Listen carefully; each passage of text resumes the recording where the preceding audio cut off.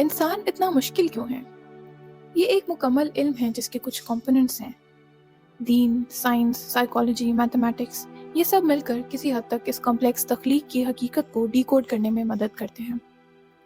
خدا یہ مضامین تو انسان کو نہیں سکھاتا، لیکن چونکہ انسان ان سب کی ایک کمپوزیشن ہے، اس لیے وہ جو سکھاتا اور جس چیز کا حکم دیتا ہے وہ کہیں نہ کہیں انہی ایریاز کو ٹچ کرتی ہیں۔ مثلاً آج کی سائیکالوجی کہتی ہے کہ انسان بظاہر تو ایک ہی طرح کی مخلوق ہے، لیکن اندر سے یہ مختلف اقسام میں بٹی ہوئی ہے۔ NLP کے مطابق انسان 4 طرح کے ہیں، جو 4 طرح کے لرننگ سٹائلز یعنی سیکھنے کے طریقوں میں بٹے ہوئے ہیں۔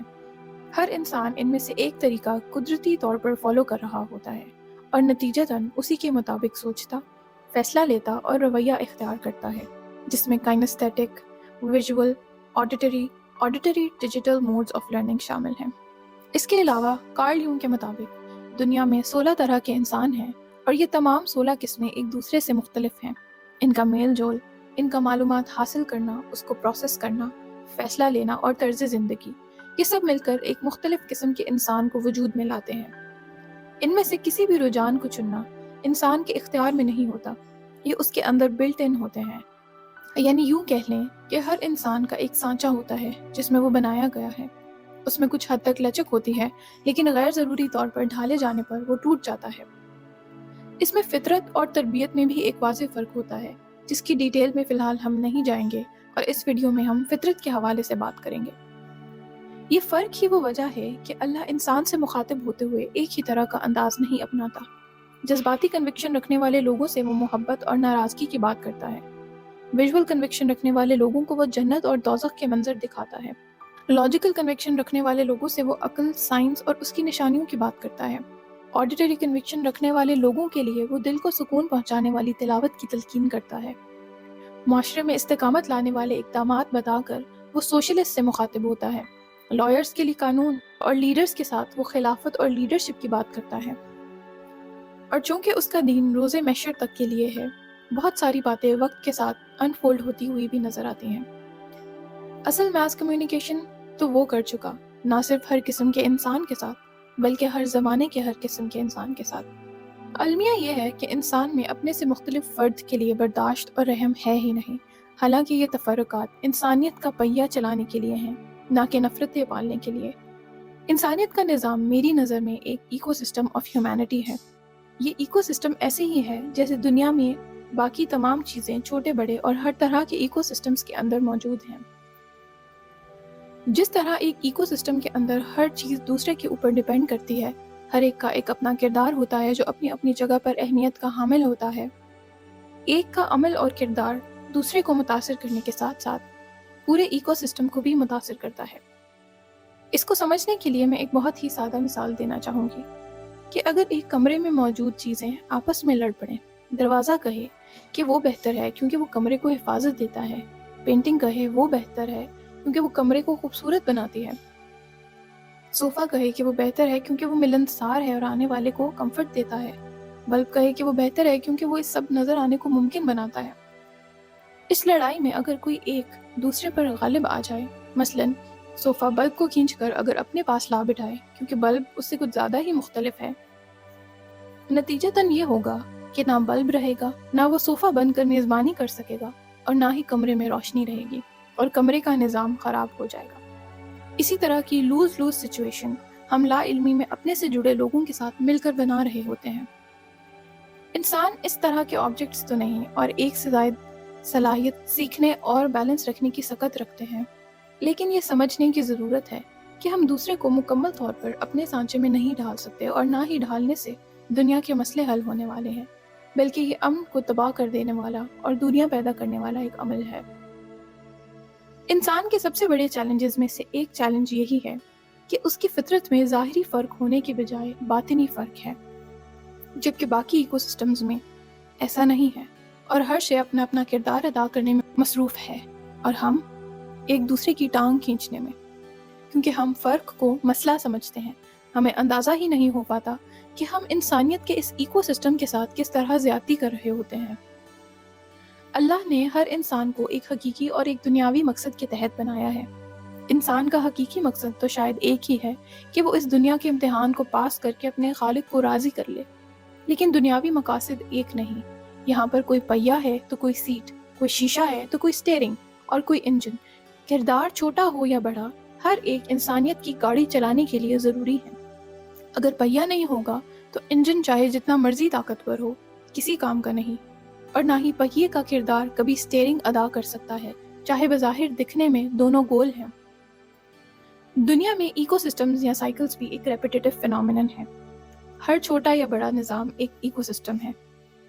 ایک ہائیڈرولوجیکل سائیکل میں ویپوریشن کا عمل رکنے سے پورا سائیکل تباہ ہو جائے، ڈائجسٹو سسٹم میں نکلنے کا عمل رکنے سے ڈائجیشن نہ ہو سکے، گھر کے نظام میں سے کسی ایک فرد، ماں، باپ یا اولاد کے نکل جانے سے گھر کا نظام خراب ہو جائے، ایک کمپنی میں باس، مینیجر یا امپلائی کوئی ایک بھی نکل جائے تو کمپنی کا نظام ڈسٹرب ہو جائے، کھانا بنانے کے عمل میں اجزاء، آگ یا برتن میں سے چاہے کوئی ایک نہ ہو، کھانا نہ بن سکے، اینڈ یو نیم اٹ۔ کسی بھی ایک چیز کے نہ ہونے سے پورا سسٹم ڈیمیج ہوتا ہے۔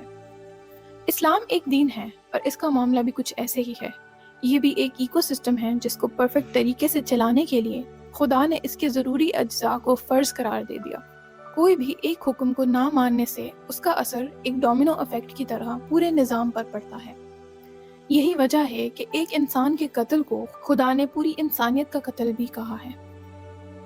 انسانیت کے اس ایکو سسٹم میں جب ہم ایک جز یعنی ایک انسان کو ڈیمیج کرتے ہیں تو پورے سسٹم میں ڈیمیج ٹریگر ہوتا ہے۔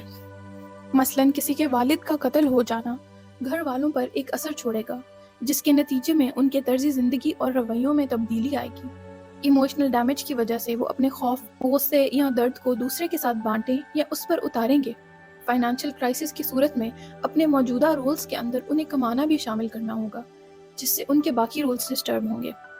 اور اسی طرح پڑھائی، رشتے اور گھر کا ماحول پہلے جیسا نہیں رہے گا، اور یہ سب اثرات ان سے جڑے باقی تمام لوگوں میں بھی ٹرانسفر ہوتے رہیں گے، اور آہستہ آہستہ یہ ایک سنو بال ایفیکٹ بن جائے گا اور معاشرے کو اپنی لپیٹ میں لے لے گا۔ ایکو سسٹم کو ڈیمیج کرنے والا پہلا قدم جتنا بھی چھوٹا ہو، وہ تباہی کا باعث بننے کے لیے کافی ہوتا ہے، چاہے سالوں بعد یا صدیوں بعد۔ انسانیت کا ایکو سسٹم دین اسلام کے ایکو سسٹم کے اندر ہی کہیں موجود ہے، جو ایک ایسا طرز سکھاتا ہے جس سے دنیا کے باقی ایکو سسٹمز بھی سکون سے چلتے رہیں۔ میری نظر میں یہ قدرت کے سب سے زیادہ قریب ہے۔ ہم دین اور دنیا دونوں کے حوالے سے ایکسپوجر کی بات کرتے ہیں۔ کسی بھی چیز کا غیر ضروری ایکسپوجر ہونا نقصان کا باعث ہے، وہ چاہے نفع مند چیز ہی کیوں نہ ہو۔ Excess of everything is bad. سورج، ہوا، پانی، سردی، گرمی، خوشی، غمی، غصہ، ہر چیز جب ضرورت سے زیادہ ملتی ہے تو انسان کو نقصان پہنچانے لگتی ہے، یہاں تک کہ ایک ہی طرح کا ایکسپیرینس لگاتار ہوتے رہنا انسان کو تنگ کرنا شروع کر دیتا ہے، اور ایک وقت آنے پر اسے اس سے سن کر دیتا ہے۔ معلوم ہوتا ہے کہ دنیا میں ہر چیز بیلنس مانگتی ہے، اور یہی قدرت کی فطرت ہے، زمین ہو یا آسمان میں۔ ایسے ہی چند ایکسپوجر سے خدا نے انسان کو روکا ہے۔ اپنے سے اونچے کو دیکھنا اور بے حیائی، ان کا بھی ایک ڈومینو ایفیکٹ ہے۔ یہ دونوں ہی آئیڈیلزم کو ٹریگر کرتے ہیں، انسان کے پاس جو ہے اس سے بدزن کرتے ہیں اور پانے کا لالچ جگاتے ہیں، بدلے میں اپنے دل، دماغ اور گھر کے نظام کو خراب کرتے ہیں، نتیجتاً بچوں کو تنگ کرتے ہیں، اور یہ نیگیٹیوٹی کے ویب کو پھیلاتے پھیلاتے پورے معاشرے کو خراب کر دیتے ہیں۔ یہ سارے ہی آغاز فیملی سسٹم کو ہی جا کر ہٹ کرتے ہیں، کیونکہ معاشرے کی بنیاد وہ ہیں۔